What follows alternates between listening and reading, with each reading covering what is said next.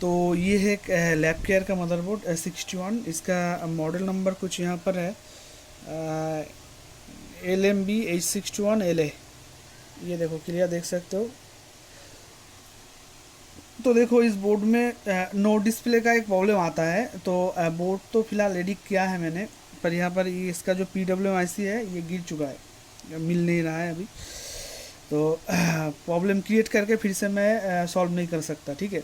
तो बता रहा हूँ वो देख लो और मैं दिखा दूंगा किस टाइप का प्रॉब्लम होता है बोर्ड में अगर आपका PWM IC कोर IC ख़राब हुआ तो देखो बोर्ड तो ये बिंदास है। तो चला के दिखाते हैं क्या प्रॉब्लम आपका आएगा अगर PWM IC आपका बोर्ड में ख़राब हुआ है, तो किस टाइप का प्रॉब्लम आएगा, किस टाइप का इंटरफेस आपको देखने को मिलेगा।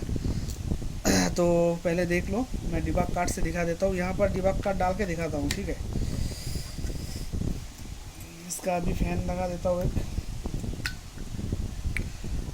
तो ये स्विच दिया, ये देखो PS ऑन इसका आ चुका है, ठीक है। PS ऑन इसका आ चुका है। अब देखो, अब एक चीज़ फॉलो करो, ध्यान से देखो। अभी मैं ट्रिगर कर रहा हूँ और डिबग कार्ड पे ये जो LED है फॉलो करो, ये ट्रिगर कर दिया। तो अभी देखो यहाँ पर एक LED ब्लिंक हो रहा है। अभी दो LED ब्लिंक हुआ, दो LED ब्लिंक हो रहा है। अभी एक बीच में सेंटर में एक LED ब्लिंक हो रहा है। तो पहले बोर्ड जो कंडीशन में था 00 कोड था, पर यहाँ पर जो LED था ये LED मिसिंग था, मतलब ग्लो नहीं कर रहा था या फिर ब्लिंक नहीं कर रहा था, ठीक है। तो ऐसी कंडीशन में बोर्ड था। मैंने सारा वोल्टेज चेक किया तब देखा जाके, तो यहाँ पर CPU का जो सप्लाई है ये कोर VTT कुछ भी नहीं जनरेट हो रहा था। तो फाइनली ये जो IC का रिक्वायरमेंट था मैंने चेक किया डेटा शीट देख के, तो इसका जो इनेबल नहीं बन रहा था। तो देखो एक्चुअली बात ये है, ये चाइना आर्किटेक्चर का बोर्ड है, चाइना बोर्ड है। तो इसमें क्या है 61 गीगाबाइट 61 या फिर आसूस की तरह ऐसा कुछ प्रोटेक्शन वगैरह दे के इसका जो PWM IC का जो इनेबल होता है, ऐसा कुछ डायरेक्टली जो वोल्टेज पास होता है वो वोल्टेज कोई भी प्रोटेक्शन दे के इस बोर्ड में पासिंग नहीं करवाया गया, ठीक है।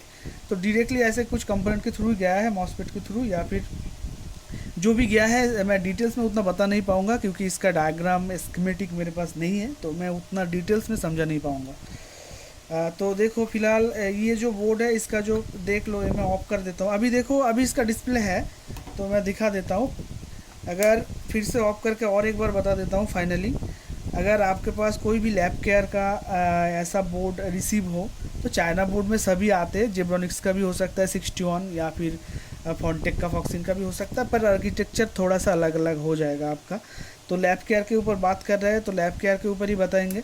तो देखो अगर बोर्ड आए तो आपके पास अगर यूनिवर्सल डिबग कार्ड है तो आपको एक चीज़ फॉलो करना है, और अगर डिबग कार्ड नहीं है तो भी मैं बता रहा हूँ, ठीक है।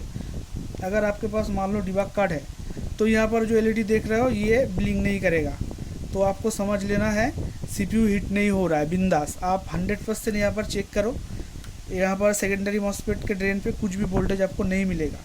तो अभी देखो ये मल्टीमीटर पे थोड़ा सा देख लो, यहाँ पर ये LED, ये जो डिबग कार्ड का LED, ये वाला LED जो अभी ब्लिंक कर रहा है बीच में सेंटर में, ये अगर LED मिसिंग है आपका डिबग कार्ड में, तो ये देखो एक ग्राउंड दे रहा हूँ और यहाँ पर अभी देखो 1.04 वोल्टेज अवेलेबल है, पर उस टाइम नहीं मिल रहा था मैं जब काम कर रहा था बोर्ड पे, ठीक है। तो नहीं मिलेगा आपको भी, यहाँ पर वोल्टेज नहीं मिलेगा और CPU एकदम हिट नहीं होगा। तभी आपको समझ लेना है कि इस बोर्ड में ऐसा कुछ IC या फिर कंपोनेंट नहीं है जो उसे आप रिमूव कर दो या फिर चेंज कर दो फिर CPU हीट हो जाएगा, ऐसा कुछ नहीं है, ठीक है। तो मैं डायरेक्टली बता रहा हूँ, अगर आपका बोर्ड में यहाँ पर LED ब्लिंक नहीं कर रहा है तो डायरेक्टली आप एक बार PWM IC को हीटअप कर सकते हो, अगर हो जाए तो अच्छा। कभी कभार ड्राई सोल्ड होने के वजह से भी ऐसा होता है। अगर नहीं हुआ तो आपको 100% चेंज करना पड़ेगा। मेरे पास एक स्क्रैप बोर्ड था, पर लगा दिया फाइनली। ये जो IC है बेसिकली इसका प्राइस बहुत है, 299 प्राइस है, और अगर आप एक दो परचेस करोगे तो 100 रुपीज़ आपका शिपिंग लगेगा। तो फाइनली 400 रुपीज़ एक IC का प्राइस है, ठीक है। तो ये है वो IC, देख सकते हो। इसका मॉडल नंबर है RT8859M, ठीक है, RT8859M। ये है वो PWM IC, अभी मैंने चेंज कर दिया इसको। मेरे पास सेम एक बोर्ड था, वो उस बोर्ड में ब्लीच का इशू था, इसलिए वो IC तो सही था, लगा दिया। अगर परचेस करना होता तो मेरे पास स्टॉक में अभी नहीं है, 2 दिन होल्ड हो जाता या फिर 3 दिन, ये बोर्ड रेडी नहीं होता, 3-4 दिन बाद जाके होता आईसी जब आता था। तो देखो अभी यहाँ पर मैं डाल रहा हूँ डिबग कार्ड को, अभी देखो कोड आएगा क्योंकि मैंने आईसी चेंज कर दिया और ये बोर्ड रेडी हो गया फाइनली। और एक बजर भी लगा देता हूँ ताकि डिस्प्ले आएगा, आपको यहीं से पता चलेगा, टीएफटी पे जाने की ज़रूरत नहीं पड़ेगा। तो देखो अभी ये जो मैंने ट्रिगर कर दिया, ये देखो कोड वेरिएशन हो रहा है, ये देखो डिस्प्ले आया, एलपी दिखा रहा है। मतलब एलपी मतलब क्या है पता नहीं, लैब कुछ हो सकता है, पी में केयर तो नहीं होता है, पी में पार्टनर। अभी ए भी आया है, चलो एलपी के बाद ए भी आ चुका है और इसका डिस्प्ले डेफिनेटली आ चुका है। फिर भी कुछ कुछ लोग का क्या है, देखना होता है डिस्प्ले आया कि नहीं, क्योंकि जो नया हो उनका भी कोई कसूर नहीं है, पर जो नया हो वो सोचते हैं कि शायद डिस्प्ले नहीं आया है, तो उनके लिए भी मैं दिखा देता हूँ डिस्प्ले आया कि नहीं आया। तो ये बीजीए मैंने क्लॉक कर दिया और कीबोर्ड का वायर मुझे नहीं मिल रहा है, अभी कहाँ गया ये कीबोर्ड, ये मुझे मिला है। ये मैंने यूएसबी भी डाल दिया, यूएसबी डाल दिया, ये देखो यूएसबी डाला तो यूएसबी पे ये देखो डिस्प्ले आया है। और मॉनिटर पे जाते हैं, मॉनिटर पे जाते हैं, ये देखो बायस पे घुसे हैं, ठीक है, बायस पे अभी है, तो डिस्प्ले आ चुका है।